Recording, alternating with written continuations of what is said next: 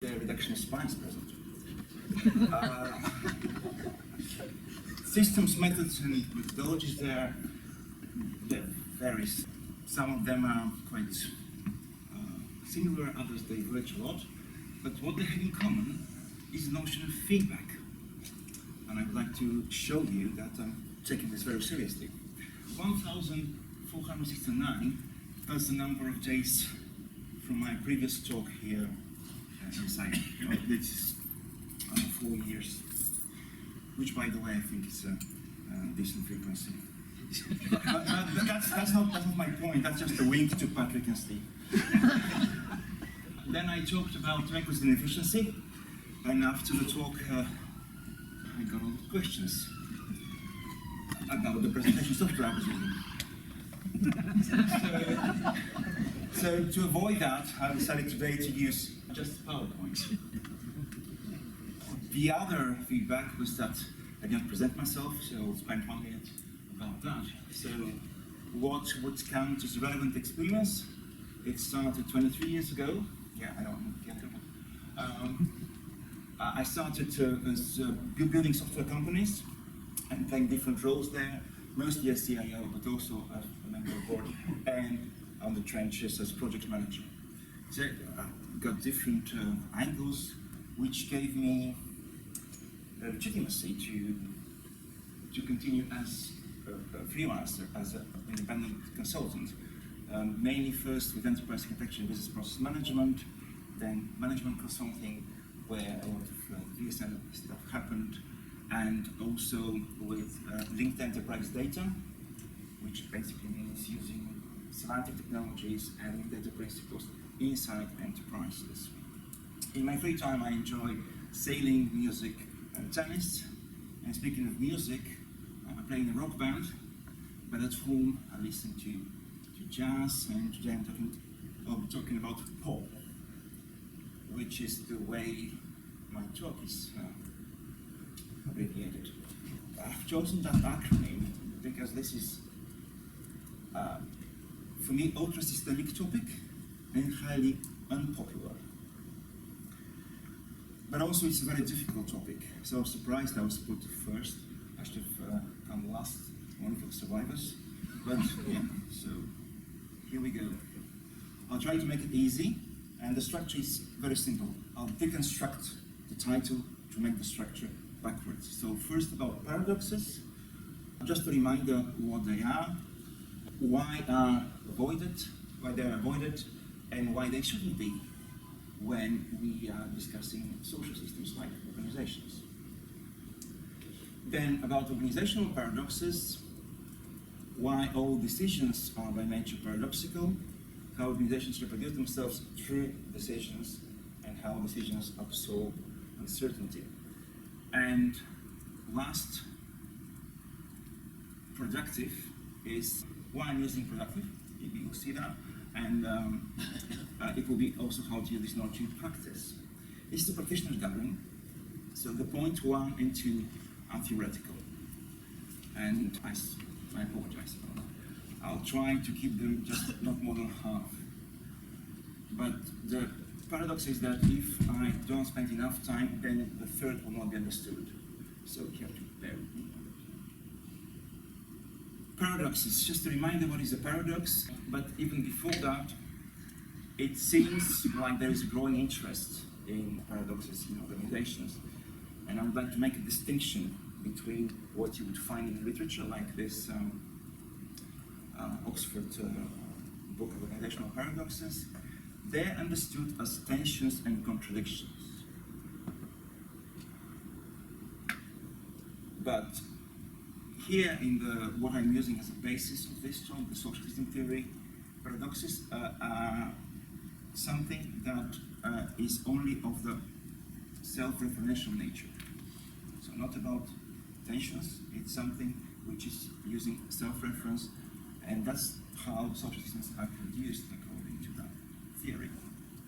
So what is a paradox? An example of a classical example is the statement is false, so which, if it is what it says, then it's true, but if it's true, then it's false, because of the self-reference. If you are more inclined to mathematics, then this is a simple equation.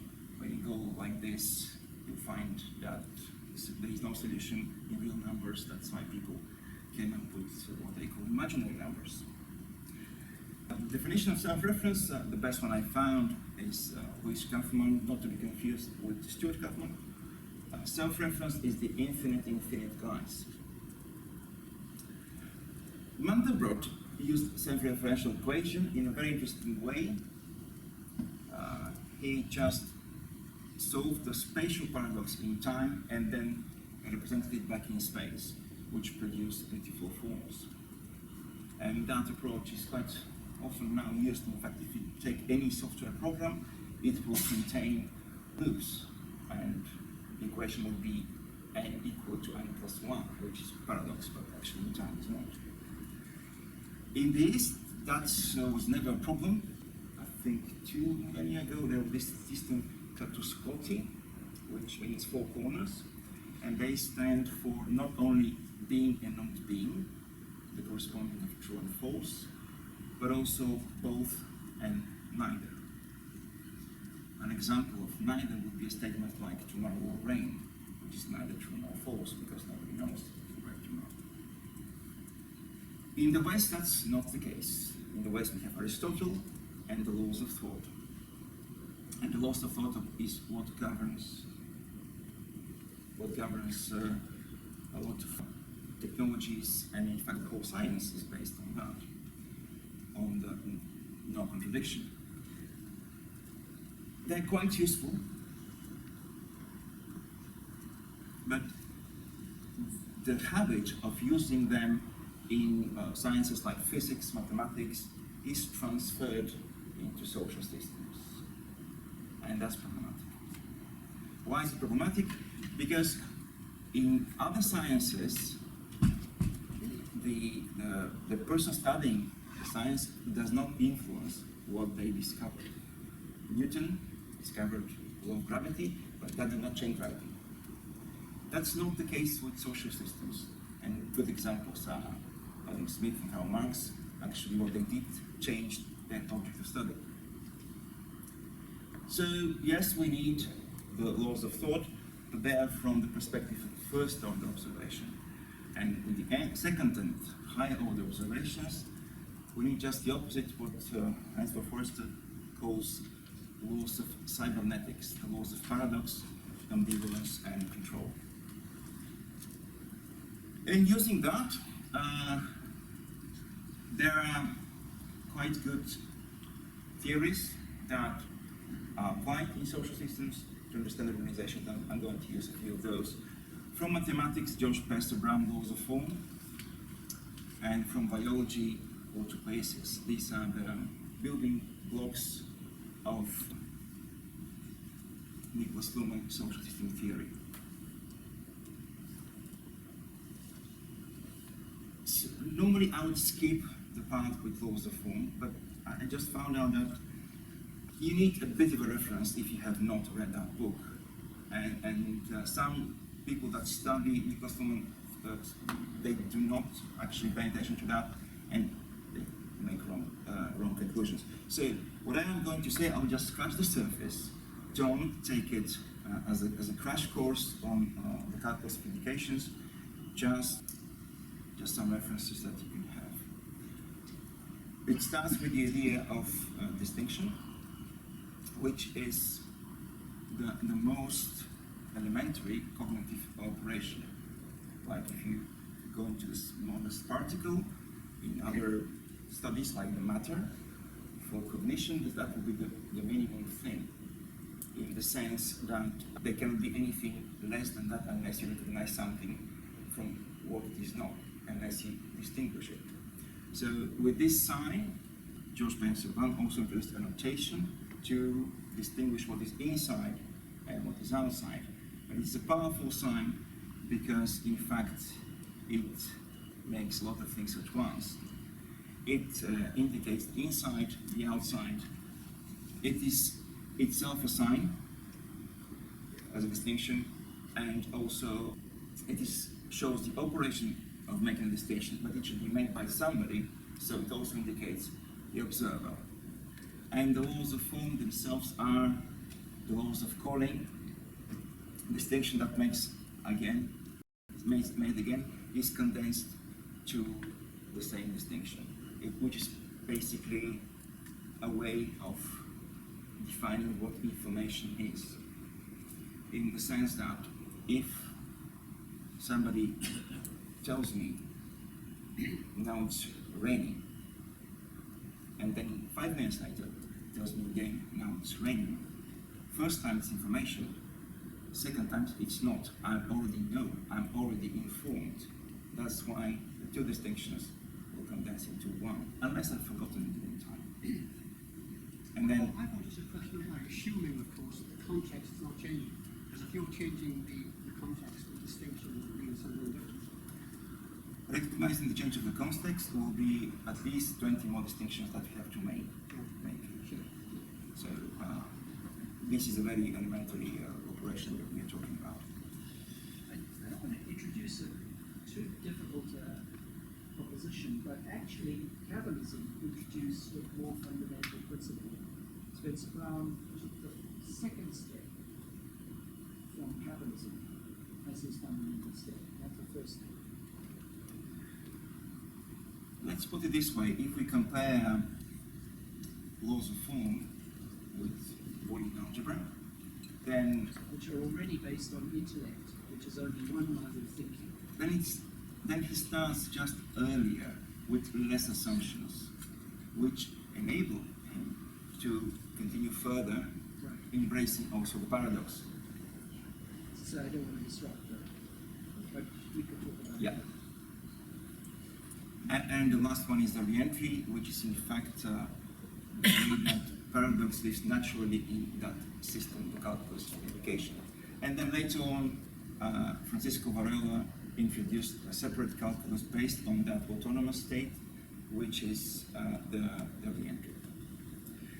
And then we have all two places, which is the theory of Maturana and Varela, which basically says three things, and a classical example is the cell. That we need to have all two places is self-production. We need to have a semi-permeable boundary as the first condition, and the second condition is a network of reactions that produce the elements of that network. And the third condition is that these reactions should also produce the boundary, which should be able to enable these reactions. So if the boundary is not there, the chemicals will disperse, they will not react. But the boundary is only there because they react and they produce it. At the same time, of course, it's semi-permeable. That's why it has interaction, it can get energy and can take out exhaust from this. And that idea is used to describe social system by Nicholas Luhmann, which we are going to now. So the ideas of Spencer Brown, in fact, in every page of social system theory, which is described in over 70 books, by the way, they are based on the idea of distinction, but also on autopoiesis, with that difference. Here we're not talking about the physical elements that produce each other, but communications. And the communications are understood as a synthesis of understanding, announcement, and information. I understand I'm throwing these things to you just to have the references. I'm not going deep into them, but I need them a bit. And for organizations, so social systems are the system of science, the system of education, the system of law. Organizations are specific type of social systems where the type of communication that works are decisions. So we have three important blocks here to understand, theoretical blocks. One is that decisions produce organizations connecting to each other and referring to each other. The second one is because social systems are made up only of communications, people are not part of the social systems. And the third is the idea of structural coupling. Organizations are structurally coupled with other organizations which means other social systems, but also with biological systems like people. Structural coupling means that they evolve together, they influence each other, but the influences are triggered by their internal structure, not by how they irritate each other. If I kick a dog, the reaction of the dog will not depend on my kick, but on the internal structure of the dog, of the state of the dog, and many things like that. So I will use that notation to simplify this, and this is how it will look, interaction between organizations in this case, and people around them. So now back to the idea of distinction. The first thing to understand is the idea of events as something produced by people because they can distinguish before and after. A type of events are communication, which is the unity of distinction between utterance, information, and understanding. And now you can see that there's a Venn diagram. A type of event and a type of communication is decision, which can distinguish between selected and non-selected after distinguishing before and after, because when decision is made, the world is different than before the decision is made, for those that can recognize that. And of course, it is only interesting for social systems if it is communicated, not if it exists as a thought.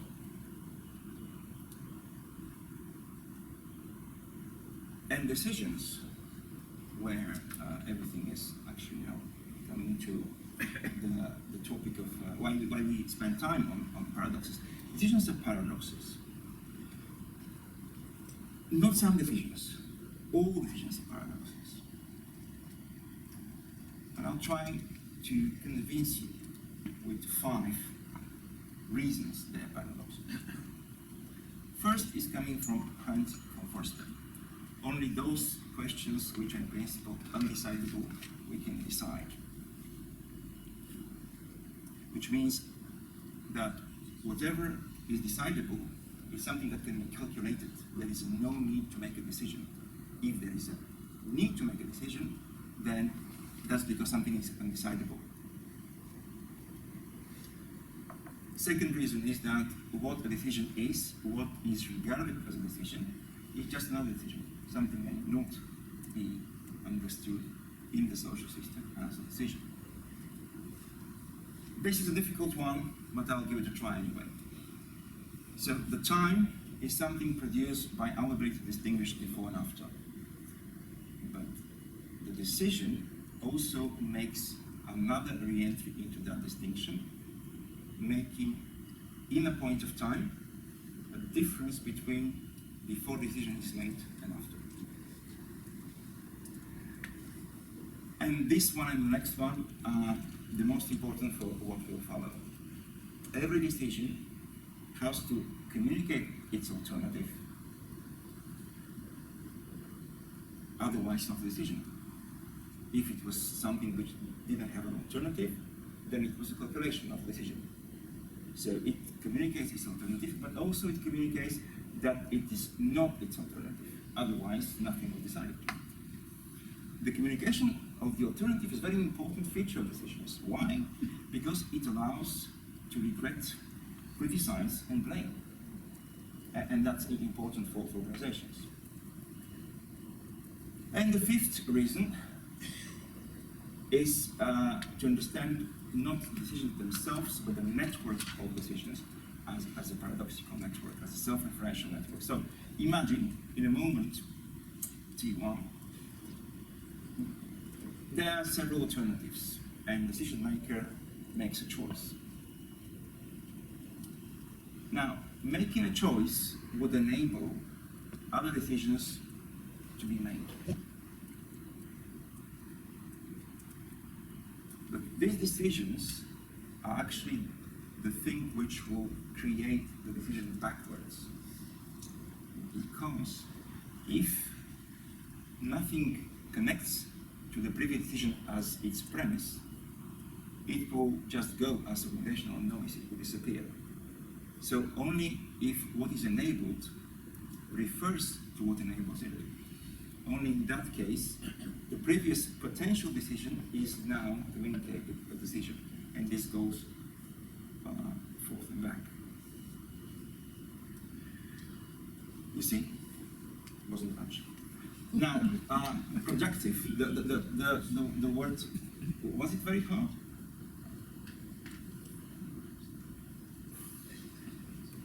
Productive. Why I use productive? The first is already clear. Organizations are produced by paradoxes, if you believe what I said so far. The second I'll explain now. There is a productive misunderstanding between organizations. And to explain that, I'll first talk about, so remember the notion of structural coupling. So imagine science and organizations that want to use something about science. Science is a social system which is produced by its communications. Its communications are quite popular. One has scientific papers. Scientific papers are self-referential. That's the way they would function. There are criteria. What is scientific and unscientific? And the papers, they try to work over the code true and false, referring to other communications, other scientific papers. So you wouldn't find anything which is not self-referential. How would you recognize something non-self-referential? Well, if you read a scientific paper, and among the citations, there is something which is not a scientific paper, but for example, newspaper article, then it will be, but that's not the case. So that's how they, and that's good. That's how the science gives people think, well, self-reference is something bad, but there's no way to function. So when communication goes out and enters the so-called practice, it is decoded so that it can link with internal communications of organizations, of those practices. It can live only there, which would inevitably mean that it is in all cases misunderstood. But that misunderstanding can be productive, and quite often is. And the third reason I use productive is just to break this spell of things coming from second order cybernetics and social theory that they're not can be applied in practice, because I'm doing that. These are, for example, 8 applications for which I'll tell you a few words. The first will be managing constraints, something I've been practicing for years in certain kind of workshops. The other is a practice of discovering decision patterns. The third one is certain hidden dependency, which people, when they follow decision typology, they could miss. The fourth is a bit of a different way to understand power in organizations. The fifth is about decision packages or policies or certain documents that are collection of decisions. The next one is about business-to-business interactions, and it's actually related to this misunderstanding. Then another, which I'm applying in enterprise architecture, which I call SASE architecture. That stands for Semantic Architecture for Social Systems. And the last one is sort of an answer of a possible question: how to combine this with VSM. I call that VSSM, Viable Social System Mindset. Can you repeat the SASE again? SASE stands for Semantic Architecture for Social Systems. Yeah, and we go. Managing constraints. This was the way I started to solve a problem in business process optimizations workshops. I started this by 2002, 2003. There is this usual practice. You describe the situation, what are business processes, and you describe the to-be situation. And then people either tend to fix what they don't like in the disease, describing their terrain, or they just use a lot of constraints when they describe the terrain. And what I found out is that the certain techniques to deconstruct what I call constraint molecules into two components which are quite often coupled. One is something I would call natural limitation. For example, I can be at the same time speaking here and in Brussels. And the other is decision-based limitation. People tend to put constraints where they would like to describe what they want to achieve, their ideal process. And I'm saying ideal process also to hint that this practice is a bit similar to the Aker's ideal design, if you know this kind of method. So deconstructing them helps to release certain energy for innovation, and it's working quite well. The next one is related to the habit of keeping decision logs. Why that could be useful? Decision logs. Why that could be useful? So, imagine your log would look something like that. So, there are alternatives that are considered, and others that are not, but also feasible. And those that are considered are constrained by certain things which could not be considered. So there are certain options that are excluded. Now, if we follow that, at some point we choose one of those, and then next one again, and next one again. Then remember, those that connect to each other, they actually produce decision backwards. So the rest would be organizational noise. It will just disappear. In many cases, maybe you've experienced that. You go to a meeting, you decide certain things. Next meeting, some of those things are just not connected at all and may disappear. But there is something more interesting that happens at a later point when certain decisions are forgotten. It turns out that some of the constraints that limit our choice in the future are because of decisions that we make within this psychology. And doing that often can create the habit of recognizing what type of decisions can bring that.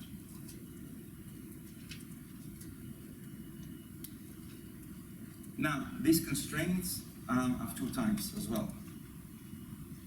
So I'll just make a small theoretical clarification now. These are, when we get the constraints, some of them will be decisions, some of them will be not. But that kind of practice, apart from what I said so far about creating the habits of recognizing what type of decisions will bring certain constraints and will limit our options in the future, is also a way to understand planning.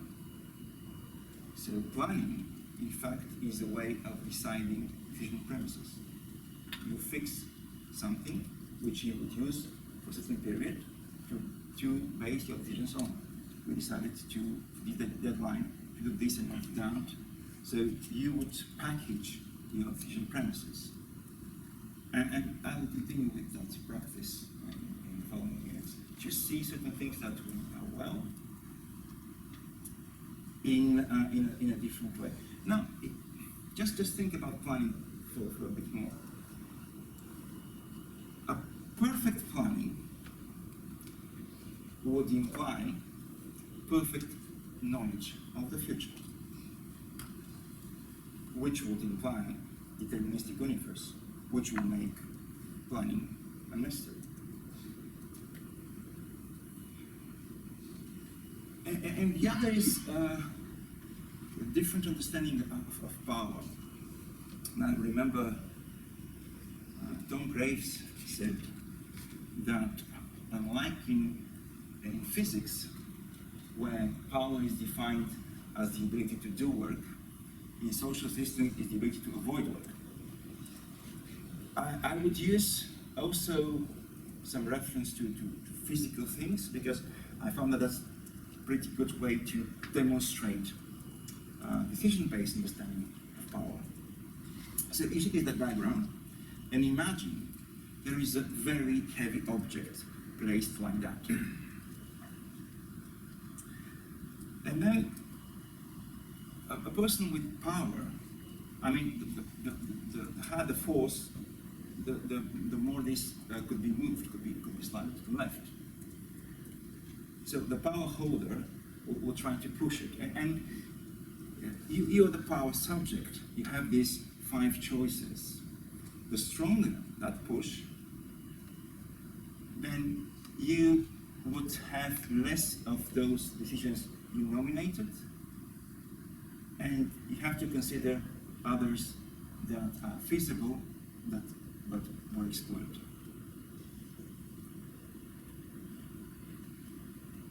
And you can build on that a lot. One useful habit was, apart from power, to see other things. So currently, when I hear things like, my task is, I have a mandate for, our objective is, it gets immediately translated in my mind as, it was decided that, with the whole package of paradoxes and typology and everything I've explained so far. And that helps to understand other things. But now I'm going to the next application, which is discovering hidden patterns. So if we plot certain decisions, like a project starts, which let's call it to implement business analysis dashboard. Now, this is appears as a fictional case, but in fact it is a generalization of over 100 actual cases that happened. Start the so-called bad project. So why starting this bad project? Well, because at a higher level of power and previously in time, bad investment approved by the high IT board, by AD, I mean business analysis dashboard. Why it was approved? Well, because now I'm using the why, but that's not the right way to do it, because it was a selection of that premise to be selected otherwise. So approved, the bad business case was approved somewhere lower. And why it was approved? Because there were few alternatives, but BAD was selected using a SWOT analysis. And how it was selected? Well, it connected to other previous decisions. One is the principle preferred by to build. The other is trust Gartner reports. And the other is use SWOT in business cases. And that was decided by a person called X. But to hire that person or to give the power of that person to make the decision, it was decided by another person, and so forth. That would be a pretty easy thing to do. But in fact, if you would like to prevent certain bad things to happen, this typology would not help a lot. Because all those things that are used as decision premises, they somehow were made attractive. And they were made attractive by decisions that connected to them made previously. So if you find out that different decisions connected to prefer, buy, to build, use SWOT, trust Gartner report earlier, that already increased the likelihood of them being selected now. So that would create a habit to recognize when certain things might become very popular decision premises, and maybe early on make this destabilize so that such bad things don't happen. Or in other words,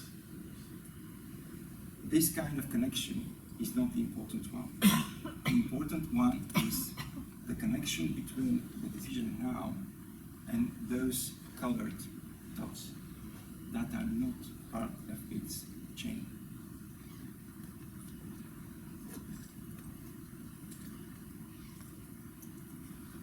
Then I found something more interesting, which comes from what I call decision packages. And again, this is a real example. Decision packages, I would call an important document, a policy document or something like that. It contains decisions, one way or another. And I'm not talking about some document that just goes around. I'm talking about documents that decide big change of structures and spending of hundreds of billions of euros. And here is what I discovered that happens quite often, and one of these cases was quite painful to me. There is a policy A, vision package A, which is great. In that case, it was spectacular. And then later on, certain people with less power, they decided another package B, another policy B, which was based on and elaborated the policy A. But in fact, at a closer look, it only selected certain decisions that were aligned with the agenda, and all the rest were not. Yet officially, that was an elaboration and implementation of that policy A. And because this communication was communicated that A is supported by B, this made B a very attractive decision premise, and many connected to it. Why?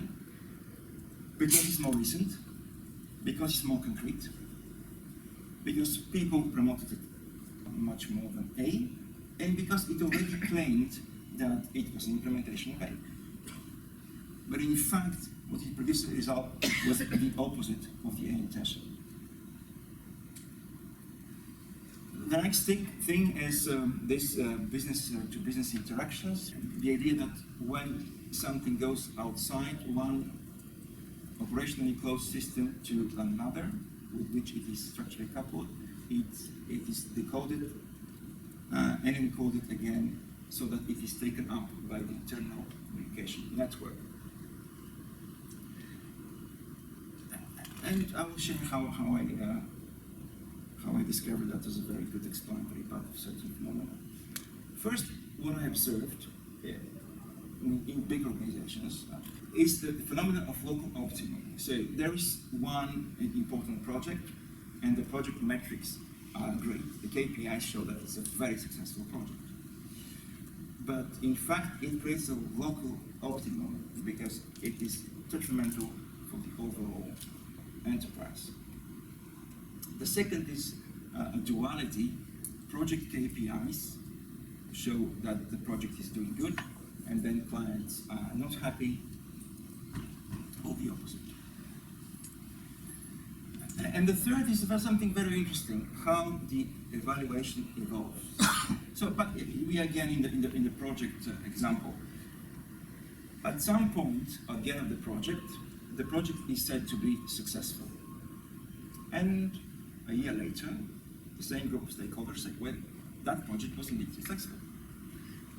But quite often, I don't know if your practice confirms that, they say that project was a failure a year or more later. Or just the opposite. They said the project is a failure at the end, and a year later, that it was a success. Very interesting. What I experienced was due to maturity in terms of managing difficult projects in that organization. They had no idea that this project had no chance to succeed so much. And later on, when they gained maturity, compared to the new project that failed, they saw that early one as quite successful, relatively. So you're attributing the change to a change in the organisation, Yeah. and you're feeling that maturity. Yeah.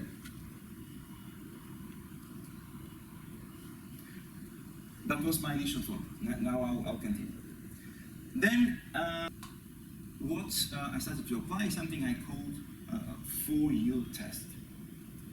I found out that every project should meet 3 criteria. One is it successful? Is it useful? Whatever it produced, does it work? And the third, is it used? So if it's useful and used but doesn't work, it's a failure.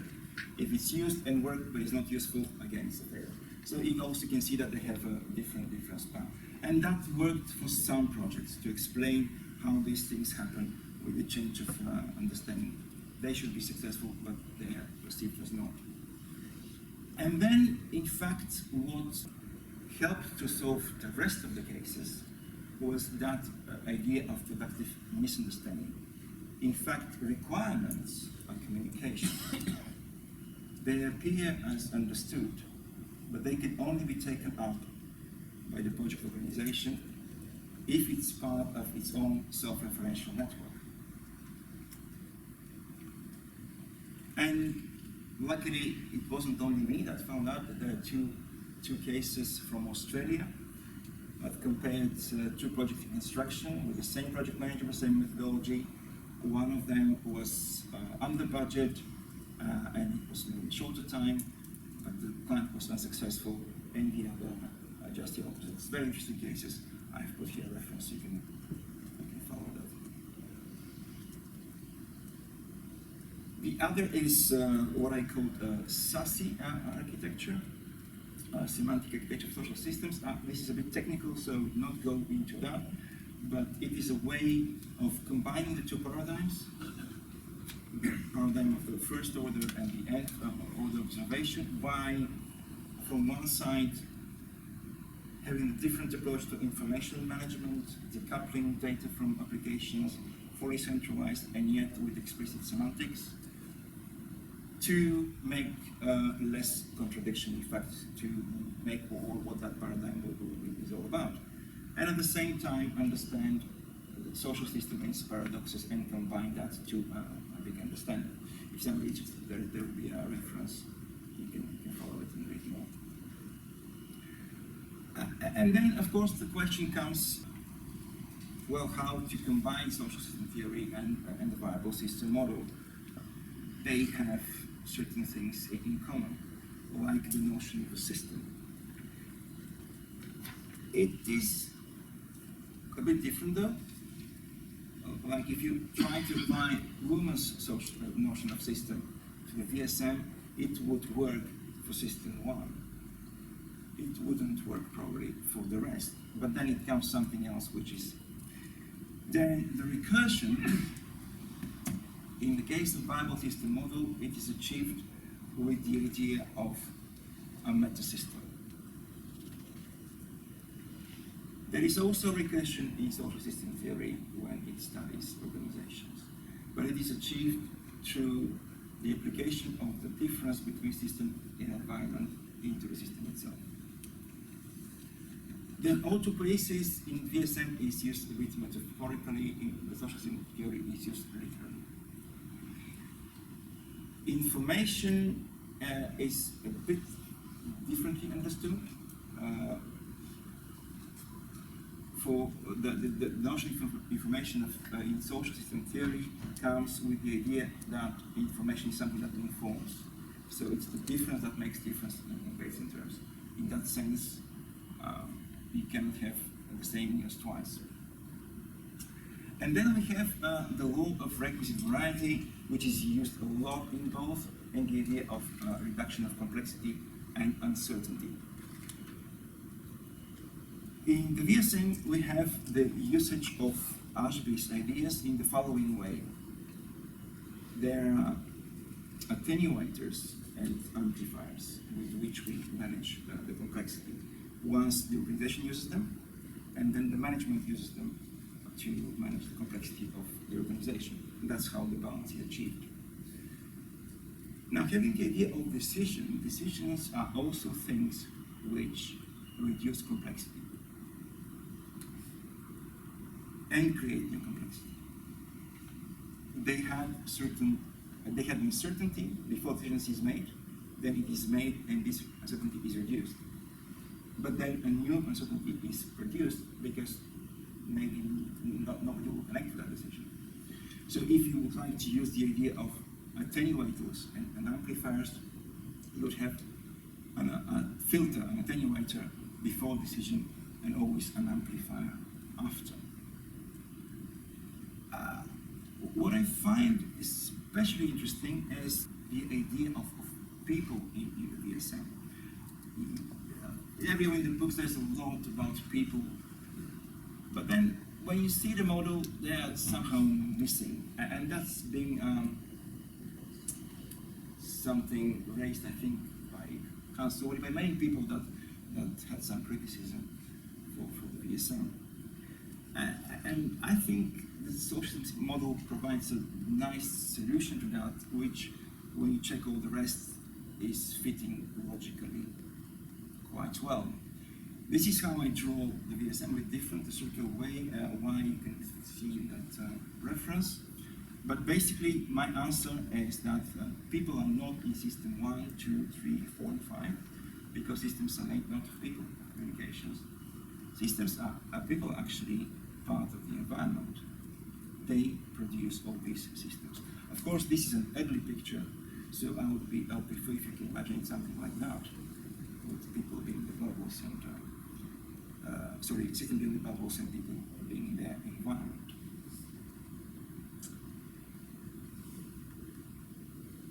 The interest in decisions, in fact, is very old. It's 4 millennia or more old. In Babylonia, there were, these tablets, and some of them recorded omens, and omens were understood and actually referred to as God's decisions.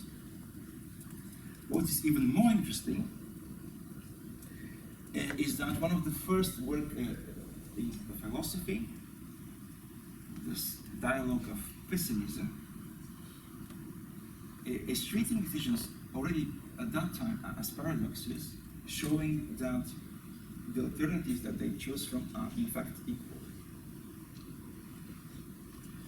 And then the interest is only increased. Even if you have watched the last episode of Black Mirror, it was not only about observing decisions, but the observer was able to influence them by interacting with the movie. In organizations, the interesting part started from the work of Herbert Simon, bounded rationality, satisficing, and then further on with the garbage can model until the work of Woman. So what I think this for me works best is just to combine these two understanding of decisions. And why do we need to combine them? We need still the first order observation to make better decisions. And we need the second to understand what decisions are and how they work. For making better decisions, what I found is that it can be supported by better information management, by better way of dealing with data or with semantics, with the way consistency is achieved. And again, as I said, that I would recommend doing by decoupling data from applications, because when the application of data is in applications, then a lot of bad things happen. But also, we would need to understand decision processes better. And one way of doing it is by being serious about reasoning. Reasoning, from our side, there are quite nice ways to apply automated reasoning in our organizations, in our information systems, because currently most of the systems are like that.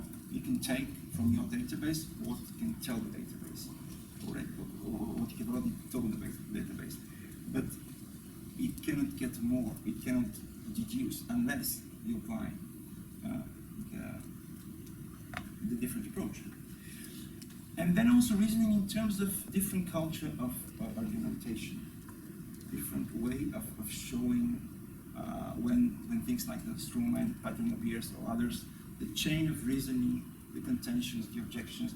You can check out the work of Tim van Gelder on that. But also decision processes you see as somewhere in the middle.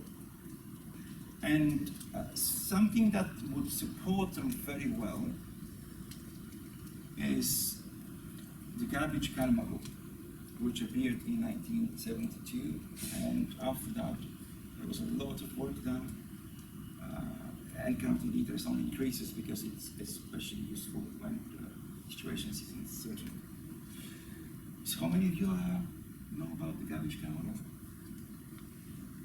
Okay, so just we talk a few things about it. So according to the garbage can model, all this sequence, the problem, then decision maker that finds it and finds solution, in most cases it's nonsense. What it happens in organizations, there are parallel streams. Stream of problems, stream of solutions, stream of decision makers. They just go in parallel. And they meet when there is a choice opportunity. A meeting or some other opportunity where decisions can be made. And you can find out that in some cases there are solutions looking for problems, or decision makers that just want to do what they do. And that depends on the current situation, on the labels of each garbage can, but there is no actual logical sequence. Studying it could improve a lot the whole process.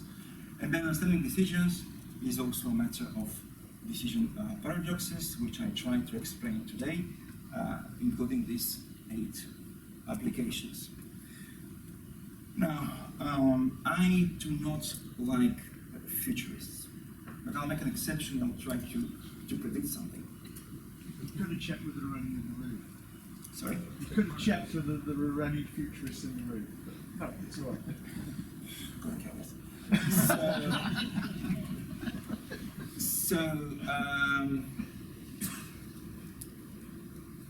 information management is improving. We have machine learning, we have artificial intelligence, so there is a lot of technology to make better decisions and to predict what kind of decisions there will be. But I think this will paradoxically just bring the opposite. Decisions will become much more unpredictable because they would need to match the high unpredictability of the future, otherwise the Ashby's law will break. And if you think about the Ashby's law and how, just the idea of variety, and let's try to apply the idea of variety on the variety, sort of a second order exercise. Now, what I found out is that, in fact, we achieve filtering, attenuation, and amplification at once.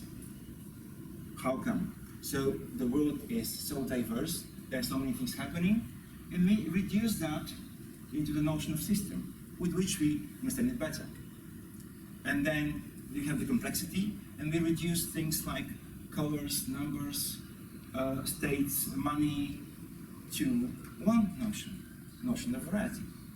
And that notion amplifies our understanding. And now I'm coming to doing the same with organizations. So things like organization power, tasks, constraints, planning, time, so many things could be reduced to one decision and get better understanding.